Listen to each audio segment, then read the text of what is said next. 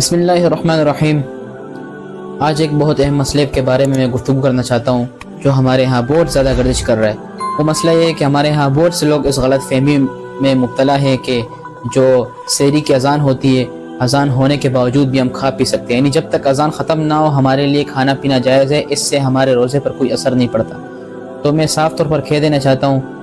ایسی صورت میں آپ کا روزہ فاسد ہو جاتا ہے، آپ کو اس کی قضا کرنی پڑے گی، اس لیے ایسے عمل سے احتیاط کریں۔ دیکھیں، آپ کو میں ایک بات عرض کر دینا چاہتا ہوں کہ جو روزے کا تعلق ہے سحری کی انتہا کا اور افطاری کی ابتدا کا، دونوں کا جو تعلق ہے نا، دراصل اذان کے ساتھ نہیں بلکہ وقت کے ساتھ ہے۔ اذان ہو یا نہ ہو، وقت ہو گئے سحری بند کریں، اذان ہو یا نہ ہو وقت ہو گئے افطاری شروع کریں۔ تو جب تعلق وقت کے ساتھ ہے تو پھر آپ کا اذان کے ٹائم کھانا کس طرح درست ہوگا؟ یعنی اذان کے ٹائم کھانا تو اذان تو تب ہوتی ہے نا جب وقت ہو جائے، اذان تو وقت کے بعد تھوڑی دیتے ہیں، وقت سے پہلے تھوڑی دیتے ہیں، وقت کے جیسے ہو جائے تب اذان دیتے ہیں۔ تو اس لیے اس ٹائم اگر آپ کھائیں گے پیئیں گے تو آپ کا روزہ فاسد ہو جائے گا، اس لیے آپ اس عمل میں احتیاط کریں۔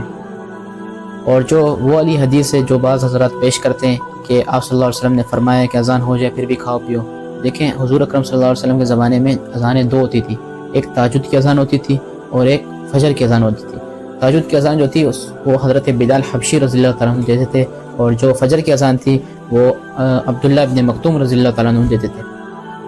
تو جو کھانے کا جو حکم آیا وہ تہجد کے ٹائم یعنی سحری کے ٹائم والی اذان کا کہ کھاؤ پیو، تم اذان کے ساتھ بھی کھا سکتے ہو، تو وہ سحری والی اذان ہے، وہ دوسری اذان نہیں، یعنی جو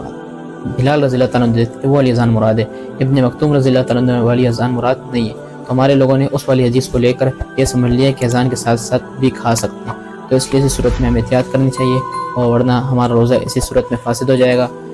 پھر روزے کے میں قضا کرنی پڑے گی۔